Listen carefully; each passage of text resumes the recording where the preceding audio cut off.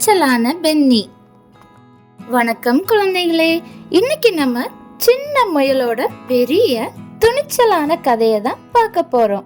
இது ஒரு அழகான கதை மட்டும் இல்ல, நமக்கு ஒரு நல்ல பாடத்தையும் சொல்ல போகுது. ஒரு அழகான பசுமையான புல்வெளியில பென்னி என்ற முயல் வாழ்ந்து வந்தாள். அவளுக்கு கேரட் சாப்பிடணும், விளையாடணும், ஆனா காட்டுக்குள்ள போறதுக்கு பயமா இருக்கும். அவளோட தோழி நீனா ஒரு சின்ன அணில், நீண்ட வாளுடன் குதூகலமா ஆடிக்கொண்டு எப்பவும் சந்தோஷமா இருப்பா. ஒரு நாள் நீனா ஒரு பட்டாம்பூச்சியை பின்தொடர்ந்தாள். அது காட்டுக்குள்ள போய்விட்டது. பென்னி பயந்து போய் நிற்க நீனா காட்டுக்குள்ளே தொலைந்து விட்டாள். பென்னிக்கு பயமா இருந்தாலும் மனசுல ஒரே ஒரு விஷயம் தோணிச்சு.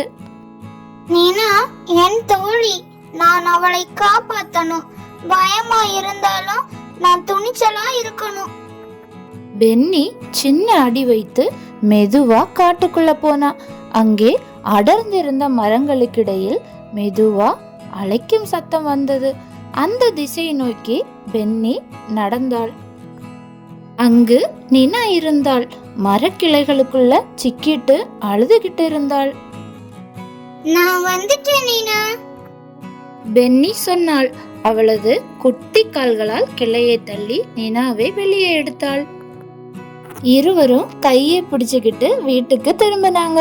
அங்க எல்லா விலங்குகளும் குஷியா ஆரவாரம் செய்தார்கள்.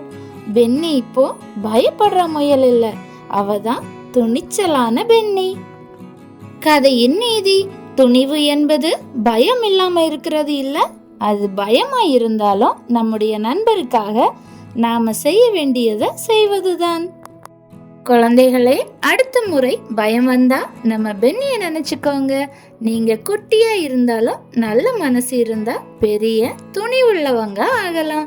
இந்த கதை பிடிச்சிருந்ததுன்னா லைக் பண்ணுங்க, ஷேர் பண்ணுங்க, சப்ஸ்கிரைப் பண்ணுங்க. அடுத்த கதையில் சந்திப்போம். நன்றி.